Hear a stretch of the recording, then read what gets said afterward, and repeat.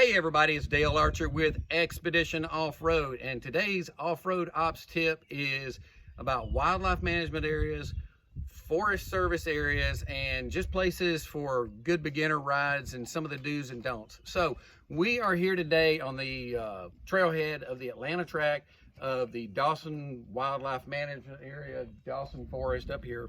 And you have a lot of activities up here. This is a good place to start riding. I mean, it's a good place to get off-road, but not really off-road. So they have designated trails that you can ride on. First thing I encourage you, wherever you're going, is to get on the internet or to get your rule book for whatever area that is. Check the regulations. Some places you can go off-roading, some places you cannot. Some places you can do it certain times of year. I know here in Dawson Forest, you can't ride off-road during deer season or turkey season or whatever season up here that they have because of safety precautions.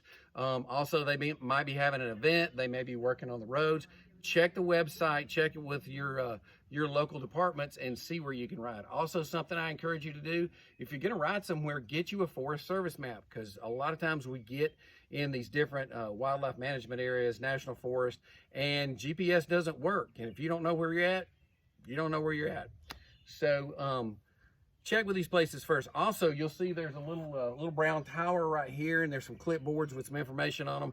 There might be a fee for you to use that piece of property. You know, it may be $5, it may be $10 a day, whatever. But make sure you pay that fee, and make sure that you read the rules that are on these boards, these big brown boards in front of these parks, and know what they expect from you and what you're allowed to do and what you're not allowed to do. Another thing is, so right here in the Dawson Forest track on this side, you have a lot of different people using the trails and the roads. They have a lot of mountain bike trails here. You don't want to be flying down the road and run into some mountain bikers. Also, there's a lot of equestrian activity here, and we've had horses around all afternoon. As a matter of fact, here comes some riders here now going back to the trailer, and you don't want to come flying around a curve and have a bunch of horses, and now the horses are scared. It's a danger for the horses, it's a danger for you, it's definitely a danger for the riders. So just check into the rules, see what's open, see what trails are closed, make sure that you follow the rules. You don't want to get fined. Another thing too, not just for these areas, but in the federal lands and other places, just don't cut trails. Don't make your own trails. Stay on the designated trails. Again, they'll be on these big boards. I used to love, when I was a young off-roader, when I was just getting started, is to go out and ride on the power lines, the power cuts. And there's a couple right over here, just over the hill. And that is a no-go right there. You're never allowed to do that unless you work for Georgia Power or Southern Company. You can get fined, you can get your vehicle impounded, you can have all kinds of problems come from that. Also, private lands, unless you have the express written consent from the landowner, do not go trail riding on any property that you don't own or it's not designated by some agency that you can ride there.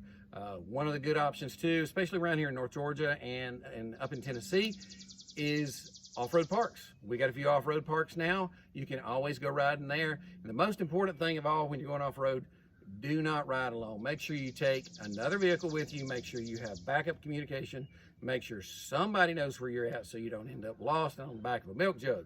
So that's what I've got for today. That is the off-road ops tip, and I hope to see you on the trail.